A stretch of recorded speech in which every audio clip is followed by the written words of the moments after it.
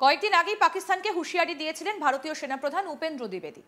প্রতিবেশী দেশ পাকিস্তান যদি ভারতকে সুযোগ দেয় তাহলে সেই সুযোগের সদ্ব্যবহার ভারত যোগ্য জবাব দিয়েই করবে বলে জানিয়েছেন তিনি। অপারেশন সিন্দুর শুধুমাত্র একটা ট্রেলার ছিল, এটা ফের জানাতেও ভোলেননি ভারতীয় সেনাপ্রধান। আর সেনাপ্রধান উপেন্দ্র দ্বিবেদীর এই মন্তব্যের পর যেন ভয়ে কার্যত চুপসে গিয়েছে পাকিস্তান। সে দেশের প্রতিরক্ষা মন্ত্রী খোয়াজা আসিফ পাকিস্তানের সামা টিভির একটা অনুষ্ঠানে বক্তব্য রাখতে গিয়ে বলেন, ভারতের সঙ্গে সর্বাত্মক যুদ্ধের আশঙ্কা কোনোভাবেই উড়িয়ে দিচ্ছেন না তারা। তিনি বলেন, আমরা কোনো পরিস্থিতিতেই ভারতকে এড়িয়ে যাচ্ছি না বা ওদের ওপর আস্থা রাখছি না। আমার যা বিশ্লেষণ তাতে ভারতের অল আউট যুদ্ধ বা ভারতের তরফ থেকে কোনো বিরূপ কৌশলের আশঙ্কা উড়িয়ে দেওয়া যাচ্ছে না। কি বলেছেন পাকিস্তানের প্রতিরক্ষা মন্ত্রী খোয়াজা আসিফ, আসুন শোনাই।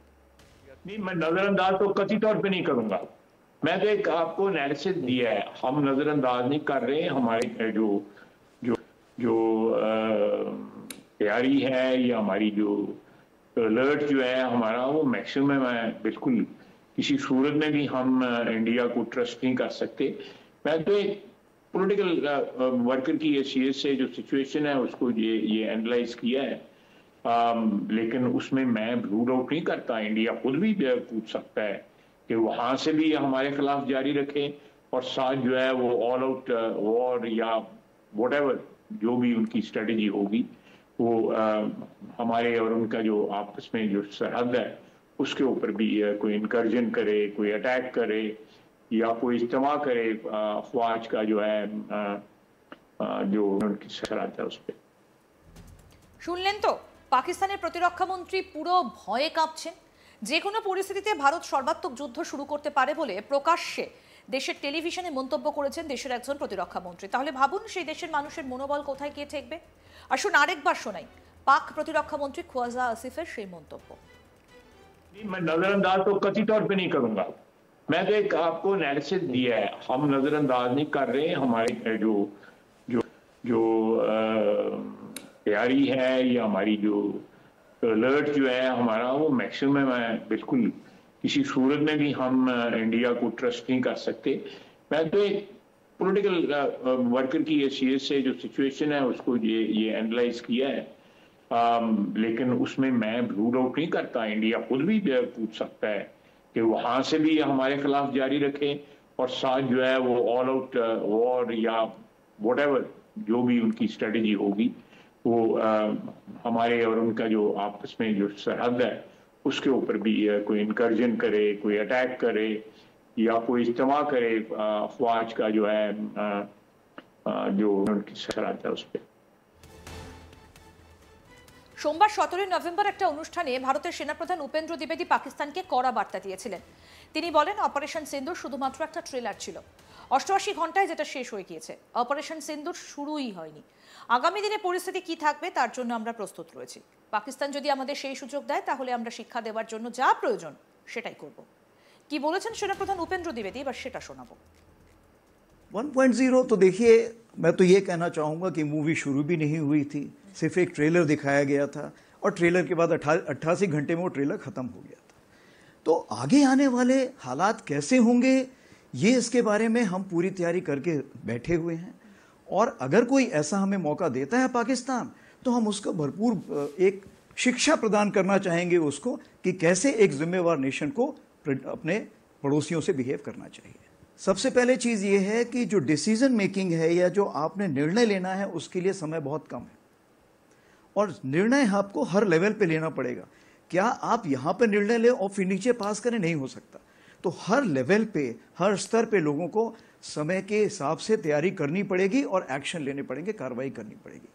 दूसरी चीज़ जो इंटीग्रेशन बोलते हैं, इंटीग्रेशन का ये मतलब है कि चाहे army, navy, air force, CAPF, cyber, space कोई भी हो, उसका इंटीग्रेशन हम जितना जल्दी करेंगे उतना हम इस लड़ाई को बड़े साझे ढंग से लड़ सकेंगे, क्योंकि आज की लड़ाई जो है वो मल्टी डोमेन है। প্রসঙ্গত বলি, লালকেল্লার কাছে বিস্ফোরণের নেপথ্যে রয়েছে পাকিস্তানের নিষিদ্ধ জঙ্গি সংগঠন জৈশ-ই মোহাম্মদের মহিলা সংগঠন জামাতুল মোমিনাত। তদন্তে নেমে এই তথ্য সামনে এনেছে জাতীয় তদন্তকারী সংস্থা বা NIA। ইতিমধ্যেই এই হামলার সঙ্গে জড়িত সন্দেহে গ্রেপ্তার করা হয়েছে 9 জনেরও বেশি জিহাদিকে। এরা সকলেই কম বেশি ডক্টরস মডিউলের সদস্য বলে জানা গিয়েছে। এই লালকেল্লার সামনে বিস্ফোরণের ঘটনায় বড়সড় আপডেট সামনে এলো। এই ফিদায়ে হামলার নেপথ্যে যে পাকিস্তান রয়েছে তা স্বীকার করে নিলেন খোদ পাক অধিকৃত কাশ্মীরের প্রাক্তন প্রধানমন্ত্রী তথা বর্তমান জনপ্রতিনিধি চৌধুরী আনোয়ারুল হক। বিধানসভায় প্রকাশ্যে তিনি স্বীকার করেছেন যে তার শাহিনরাই ভারতের রাজধানী দিল্লিতে এই হামলা চালিয়েছে। সোমবার পিওকে অ্যাসেম্বলিতে তার বিরুদ্ধে আনা অনাস্থা প্রস্তাব নিয়ে আলোচনা হচ্ছিল, সেই সময় তিনি এই বিস্ফোরক দাবি করেন বলে জানা যায়। তিনি বলেন, ভারত যদি বালুচিস্তান সহ পাকিস্তানে রক্ত ছড়ায় তাহলে কিন্তু আমরা লালকেল্লা থেকে কাশ্মীরের জঙ্গল পর্যন্ত ভারত আক্রমণ করব এবং আমাদের শাহিনরা এটা করেছে, তারা এখনো দেহ গণনা করতে পারেনি। কি বলছেন চৌধুরী আনোয়ারুল হক, শুনবো। कश्मीर के हवाले से भी मालिक ने मेरे पे कर्म किया। जो स्टेटस को मुझे मिला मैंने उसमें कोई कमी नहीं आने दी। इतना जरूर किया कि नरेंद्र मोदी को भी ललकारा, उसकी पूरी हुकूमत को भी ललकारा, उसकी कीमत भी दी, बोल के ये बात कही कि ये फितना खारिज नहीं है, फितना हिंदुस्तान है। इस खाकसार के पहले जुमले पर ये जुमले तब्दील हुए और रिकॉर्ड ने ये बात सुनी, तारीख ने, कि मैंने ये कहा कश्मीर हाउस में बैठ के कि अगर नहीं बाज आओगे बलूचिस्तान को ब्लीड करने से तो लाल किले से लेकर कश्मीर के जंगलों तक तुम्हें घुस के मारेंगे। और अल्लाह के फजल करम से इस गुनाहगार के लफ्जों की अल्लाह पाक ने हुर्मत रखी। चंद दिनों बाद हमारी मुसल्लह फौज ने, हमारे शाहीनों ने अंदर घुस के मारा और ऐसा मारा आज तक त्यारों की गिनती पूरी नहीं हुई। उसके बाद दूसरे बॉर्डर पर शरारत शुरू की गई। 4000 जवानों की शहादतें और इतने 400 अफसरों की शहादतों के बाद अगर मुसल्लह फौज पाकिस्तान के किरदार के ऊपर कोई मनफी गुफ्तगू करेगा तो उसका जवाब इसी तरह लाजिम है जिस तरह फर्ज नमाज है। जहां पे कौमों ने अपने दिफा को कमजोर किया है, गजा से लेकर आज आप सूडान तक की हालत देख लें, इंसानियत की वो तजलील हुई है कि खुदा की पनाह। यह सियासत और आईनी निजाम तो जब बचेगा जब जोग्राफियाई और नजरियाती सरहदें बचेंगी। यह मेरा बयानिया है, आज से है, जब इस अवान का रुकन 2006 में बना था उस वक्त से है। तरीके आजादी कश्मीर के हवाले से बरमला यह बात कहता रहा, मुमलिकत खुदादाद पाकिस्तान के 24 करोड़ गयूर अवाम,